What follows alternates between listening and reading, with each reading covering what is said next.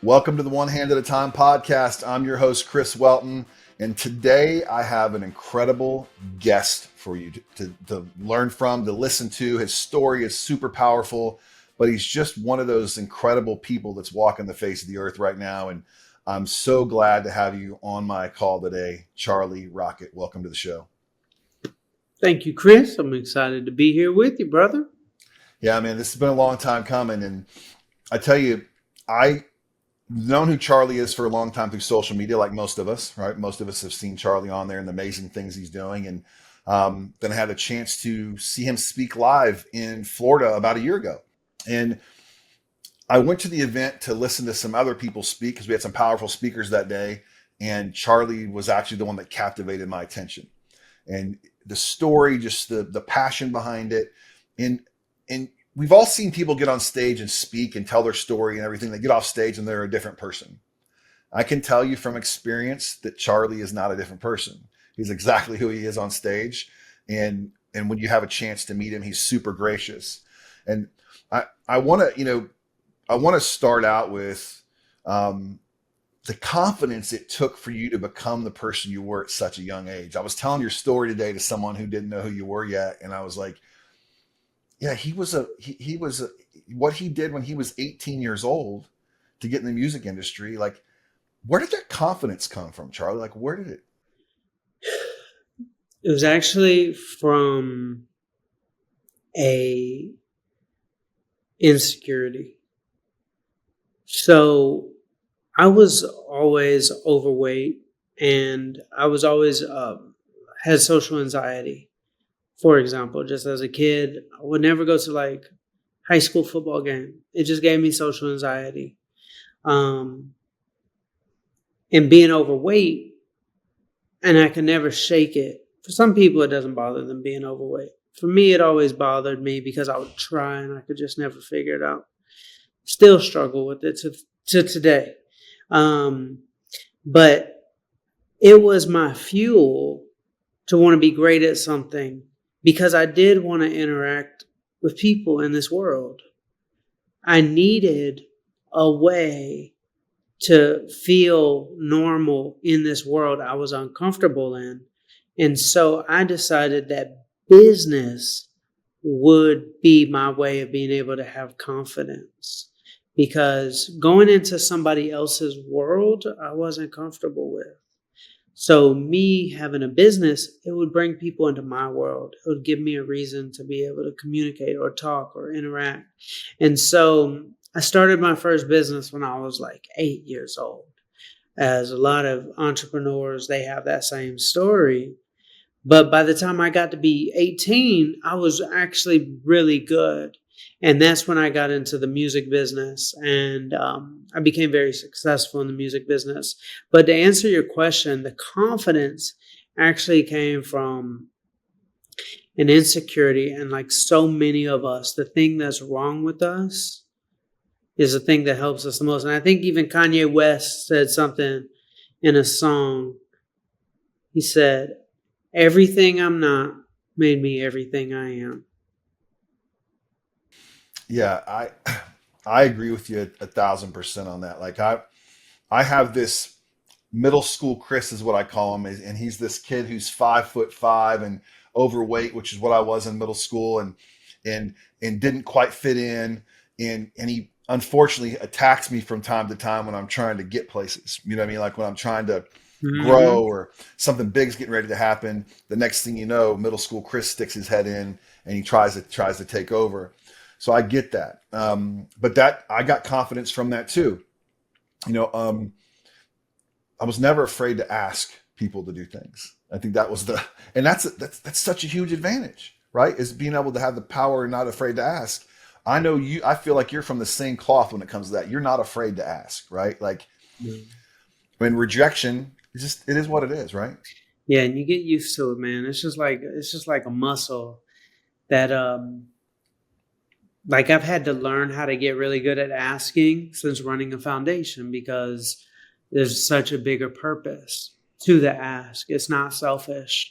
And so, learning how to ask and just practicing asking your life changes pretty quick, and it gives you such an advantage over pretty much all the competition because we're all human. So we all have almost the same human nature.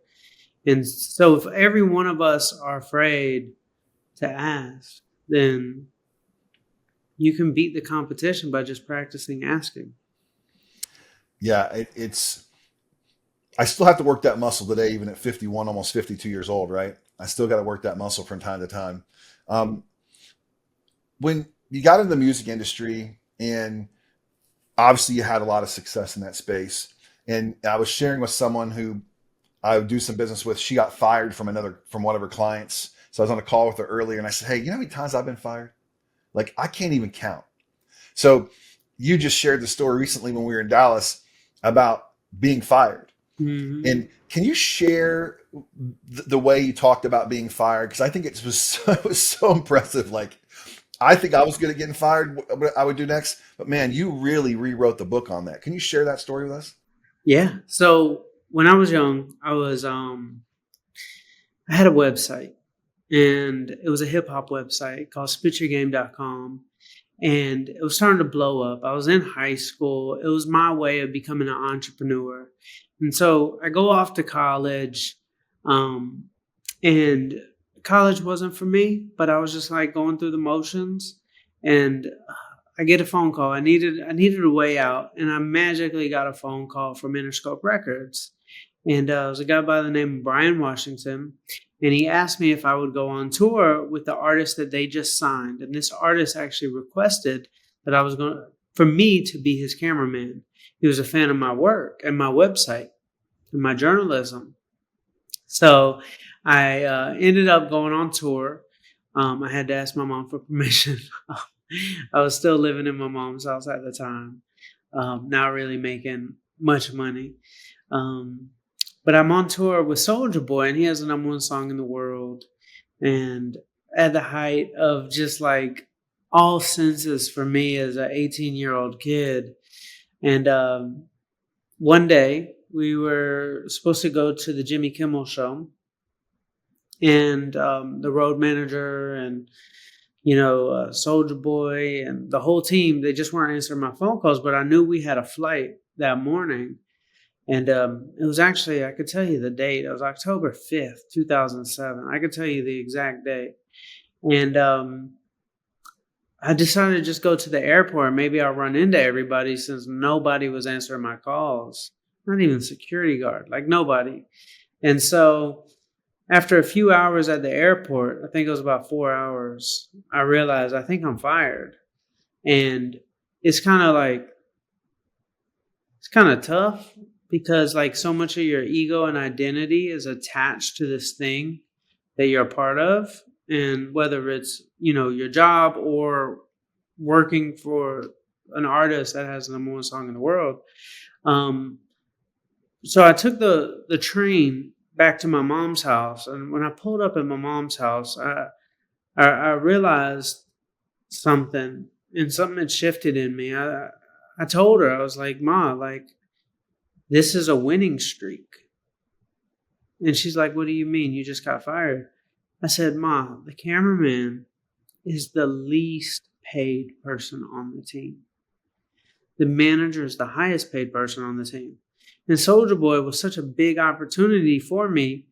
I probably would have never quit. Like, I don't know if I have the strength to overcome my ego to quit. So they really did me a favor. Like, now I get to be a manager, and I get to dive straight into the pool. I don't know how to swim, but I'm going to learn how to swim. And so they did me a favor by pushing me in the pool. And she said, "You're awfully optimistic." I said, "Yeah, I'm going to be a great manager." And the second you find something good, or you find the gratitude, or you just got to give thanks to somebody who might have done you wrong. I mean, I had two roads I could have gone down. I could have gone down the road of, I got done wrong, I am hurt, something was taken away from me. And what would happen if I did that? Those thoughts would replay in my head on a loop for I don't know how long. Or I could disarm it, say thank you, and then I start seeing all these possibilities. Where if I took the other road and I was on this negative loop of like I was done wrong, I would have never seen anything of my future. But the fact I said, this is great, I'm going to be a manager, now I'm able to paint a new picture, and I get really excited about blank canvases. Like, it's like I can paint a new picture. Like, that's so cool. And so I went on to become a manager, and I signed a girl group, and I got them a record deal, and it seemed as if I had it all figured out. And then they're blowing up, like on TV, on the radio. They're signed to Interscope Records, and then they fired me. And they fired me just because I was young. They wanted a big industry manager, but I had to practice the same thing. I was like, this was not a blissful experience working with them. They would give me a hard time. Their moms would give me a hard time. They weren't loyal. So I started finding all the good in the situation. And I'm like, I need a group that is fun to work with. It doesn't give me a hard time. I need a group that, is just better for me. So they really did me a favor. I need a group that's going to be loyal. Because if they got big in my life and my house note and my car note and all these things relied upon it, and then they left me at that point, then I'm really messed up. So I'm glad they left me early. So when I got fired from the first group, I went back to my mom's house and I told them I'm on a winning streak. Like, they did me a favor. Like, I can do this and it can be blissful for me. So I signed another group. They became madly successful. And then I signed an artist by the name of Chainz. He became madly successful. And all the artists I signed became madly successful. And it was because I'm a delusional optimist. And people wonder why in my short time on this earth I've been able to do so much. And I give it credit to is because I'm so optimistic about pretty much everything that I actually try. And if you think something's going to be easy or you think you can do it, you're actually going to show up. And if you actually show up, you're actually going to do a lot of things in your life versus being in that negative loop that probably stops so much of your amazing life from becoming amazing. And I think about it, I'm like, this isn't my practice life. This is my only one. I love that. I mean, like for me, believing that I can achieve something is like 80% of the battle. It just is. Like, because if I don't believe I can achieve it, how hard am I going to work towards it? And I can tell you November 16th, 2015 was the last time I got fired. Right? So I know that date too. I know that date too. So the world, like I said before we start recording, the world needs to know more about Charlie Rocket. Just because not just the philanthropy side, which we'll get into here in just a minute, but I think that's why I was so captivated by hearing your story the first time is just the delusional optimism. There's not enough of that in society. There's not enough of that. And I believe that the transference of belief is just as important as a transfer of wealth in this world. And when you get other people believing in you and you believe in you as much as everybody else, what you can accomplish is unreal, right? I mean, I left my corporate job August 31st of last year. I walked away, started my own speaking and coaching business, and wrote a best-selling book since last year, right? And that's because I believed that I could do it, right? Yes, sir. I haven't taken on the easy part yet. I haven't got my mind wrapped around the easy. It's going to be easy, but it's because I believe that I could do it. And I have the support of people behind me to do that. And how many people are listening to us talk today that are on the fence? They don't believe they can do it. And it's holding them back from the great things. And what did you call it? The negativity loop? Is that what you call that? I guess, yeah. It's just, yeah. Yeah, I mean, it's so powerful. We go through the story and I want more people to follow you on social media to get more of it. But the whole thing with Nike was incredible. But then understand, before that, understanding that you were going to change your life to help other people, right? How hard was that to walk away from that major success? I mean, I'm sure that the money was flowing. You had whatever cars you wanted. You did whatever you wanted. Mm. Um, and how hard was that to walk away from that and then go focus on helping others?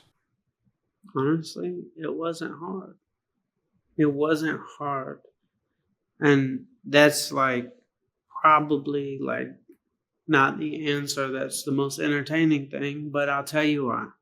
So I was, for everybody listening, I managed some of the biggest artists in hip hop, and I had one of the biggest management companies in hip hop, and we were bringing in, well over 15 million a year.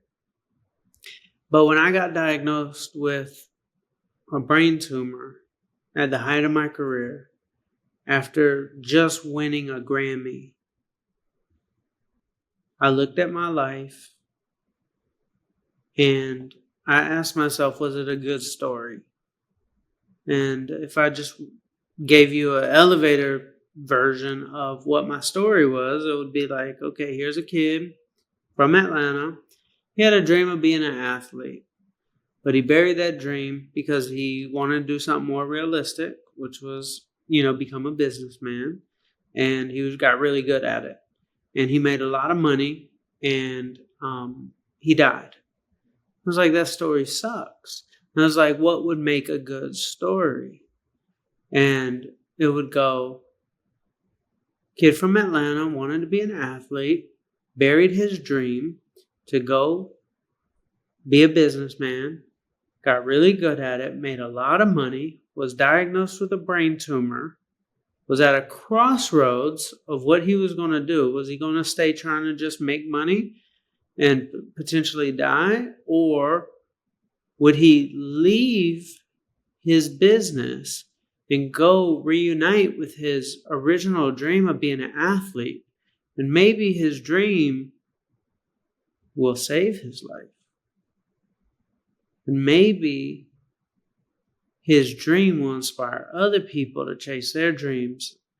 And I made a promise to God. I was like, if you get me out of this, I will dedicate the rest of my life to helping other people achieve their dreams, especially like kids with cancer or disabilities or rare diseases. And so I got to experience my dream. When I left the music industry, I reversed my brain tumor. I was able to run 5 marathons. I rode my bicycle across America. I did an Ironman in New Zealand. I lost 130 pounds, and I helped create the biggest Nike commercial of all time with Nike. And I got to win an Emmy for it. And I got to be an athlete. That was my dream when I was a kid. And I got to be on the cover of Runner's World magazine, and I got to be on a Super Bowl commercial, and I got to be in a commercial with LeBron James and Serena Williams. And I'm just a guy that looks like this. Like, I'm not anything special when it comes to athletics, but I just had a crazy enough dream that's made it special. Special enough for me to be a Nike athlete. And so, to answer your question, was it hard to leave? No. Because I believed that if I were to chase my dream of being an athlete, it would actually be easy. Andre 3000 said, my spaceship don't come equipped with rear view mirrors, we dip. Mm-hmm. So I could spend a lot of my life looking backwards, but spaceships don't come with rear view mirrors, so you can't look backwards. You're only going forwards. So if you see how amazing life is going to be just a little bit that way, is it hard going that way? No. If there's a beautiful island with crystal clear water and it's just right there, like you can see it right in front of you, right there, But if you're busy looking backwards, you can't even see it. So is it hard going right there? No. But you just got to be able to see it. You got to see how amazing it's going to be. And that is something that can only be done when you close your eyes. You got to close your eyes and see everything that you deserve and all the possibilities. And once you see it, you'll believe it. But we're going to see what we're looking for. It's simple. Like right now, there's 1,000 things in your room you could look at, but you're not looking at them. Your eyes are seeing it. Like your brain is processing it out so you don't go haywire. It's called your reticular activating system. But you're going to see what you're looking for. That's it. In life, all of us, human nature. So if you're looking for how amazing your future is going to be, you'll see it. If you're looking at all the bad things that have happened or the things that have held you back or the limitations, you're going to see it. That's all you're going to see. If you think the world is an amazing place, you're going to see amazing things. If you think the world's a terrible place, you're going to see terrible things. You're simply just going to see what you're looking for. And so I decided to see how great my life will be. So that's why I wrote my story. Just real simple. Like I was just like, all right, what's my story going to be? And so I started seeing how amazing life would be. And so I told myself it's going to be easy. And I actually showed up to do it. And here I am today. I'm a Nike athlete. I got to live on this earth longer. And I've so far made about 1,500 dreams come true for kids with cancer, disabilities, and rare diseases. And I live a nice, amazing, fulfilling, free life. And I'm really excited about creating new chapters. So I created here first. And then I just showed up. And we're just getting started, right? That's You know, right. what do you say to people? And for me, I believe in that 100%. Like I've created a lot of good things in my life, but I've also got to points to where I've got there and then I stopped focusing on it and ended up somewhere else. Because I know it's just as powerful to have the negative thoughts in your brain as it is to have the positive ones you're trying to accomplish. What do you say to people that they feel like they focused on it, they get right to the edge, and then all of a sudden it just falls apart? Like what? Like, I don't know. When things have fallen apart in my life, it's always freed me. And when I'm free, like it allows possibilities to flow. So I don't look at like something falling apart as like particularly bad. I don't think I've ever had anything bad happen to me in my life. Like I can't sit here and say like anything bad has ever happened to me. Like there's bad stuff that's happened, but it's up to me to decide, a situation is just a situation until we label it. Like we just like what sticker are we putting on it? Like good sticker, bad sticker. So for me, I've had my share of challenges in life, and I've had unfortunate things that happen. But somebody asked me on a podcast one time, they were like, Charlie, if you were to go back and tell your 8-year-old self something, to not make the same mistakes, what would you say? It's like I would honestly tell the 8-year-old version of me not to listen to anybody from the future. Because all the mistakes you're going to make or all the bad things that are going to happen are going to be really good for you. Like the fact, even like everything was good. There wasn't a bad thing. So I'm not going to just like act like I'm just like always positive. I do throw my temper tantrum for a little while, but I get out of it. Like I might keep it to a day or two, but I definitely don't stay there. And that is, I would say, my superpower. And if anybody was listening to this, if you could adopt that, life gets really amazing. It's fun. Like negative stuff is addicting. Like that's why it's like we do it. But I mean, the polar opposite of delusionally optimistic is also addicting. So once you try that drug, you're like, oh, I like that drug. It's just you haven't tried it yet. It's like you've tried the negative drug and you like it because it stimulates something or whatever. But the delusionally optimistic drug, it's addictive. And that's my drug of choice. Well, I think the negative is more people, you relate with people more because so many people are negative. Like no one, very rarely does someone say, hey, don't be negative. You know what I mean? Like, and they kind of spiral into that. But I consider myself to be a very optimistic person. I hope one day to be at the level of Charlie Rocket. That's my goal, is to keep striving for that. But it's amazing that what we can accomplish and what we can do if we really, like you said, see how great something could be in that direction, and why not move for that, right? Move towards that. And you know, I'm 51 years old, and we have an 8-month-old son.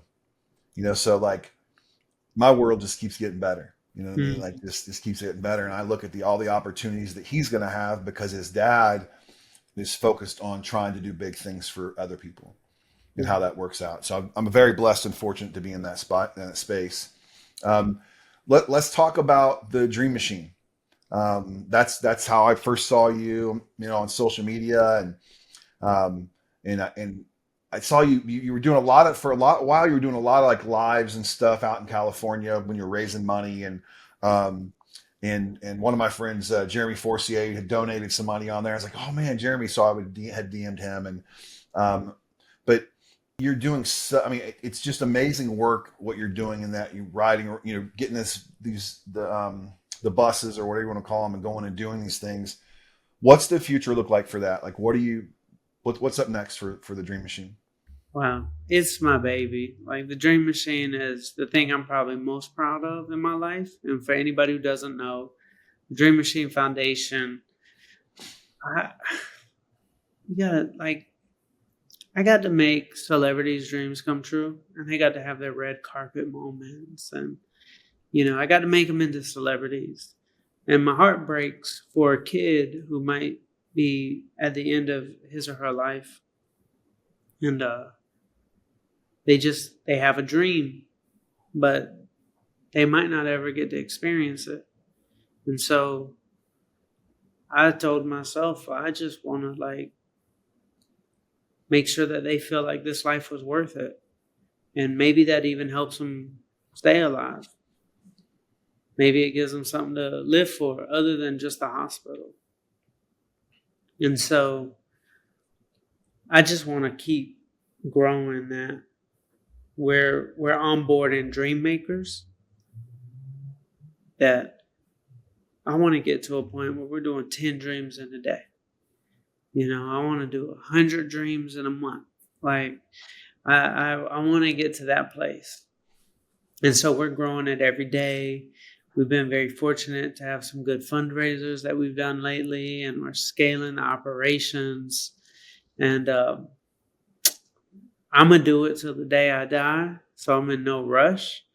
But yeah, the Dream Machine Foundation is something very special, something special for all the people that we help, because all of our dreamers are like family. We stay with them, and we're a very boutique foundation, but we do really good work on the ground. And so we tour across America. We're headed up to Idaho next, and we're headed to California and doing some dreams, and you just never know where we're going to be. So, yeah, that's the mission. And we're always looking for good people to join us, and we're always very grateful for all the people who donate, because helping these kids, I mean, it costs money to get a kid's family in a better place and get that kid their dream. These parents, they can't afford it. So if they can't afford it, that's when we show up and we help make it happen when nobody else is there. So if anybody listening wants to donate, please reach out. And Yep, I'll have everything on the show notes for you. All the donation, everything they need to donate will be there. We'll make sure it's all over social media when we release this episode. Um, what about the Dream? Is it the Dream Factory? Is that the Dream yeah, Factory? I saw my friend Anthony Ricciardi was out there painting, I think, a mural or something in the Dream Factory. yeah, the Dream Factory is a really cool place. It was like out of my imagination. It was like my Willy Wonka and the Chocolate Factory type thing. It's where dreams come true, and our headquarters is in LA. And the Dream Factory is where we throw our fundraising events. It's where we do our activations for the kids. It's where we allow the kids to come and be a part of our community events. So it's just a really cool place in Los Angeles. Yep, I love it. I love the video. Any reality TV shows coming out or anything? I think God, this would make a great documentary or something. Like I just We've signed a deal for a reality TV show, but it honestly stalled out. And that's okay with me. yeah. It is perfectly fine. Like I said, nothing bad has ever happened. So yeah, we're just doubling down on our impact. And one of the big reasons why we wanted to have a show is so we could do more fundraising. Mhm. But honestly, in the past month, we've had more fundraising than we ever have. And so it's like, oh, we didn't even need the TV show. It's all right. Yep. It's going to be easy, right? It's going to be Every easy. time. So, well, Charlie, I respect your time and I appreciate you coming on today, man. And I can't wait till I see you again. I feel like I'm in the same, I'm getting into the same circles with you now. A lot of friends. Clinton Sparks is a friend of mine now, and David Meltzer, and it's just this amazing time in my life to be able to be around individuals like you. And I'll do everything we can to help you raise some more money. And I'm really, really excited to see what's next for you, Charlie. Thank you for tuning into the One Hand at a Time podcast. Please make sure you like and share the episode. And we'll see you next time here at the One Hand at a Time podcast. Make it a great day.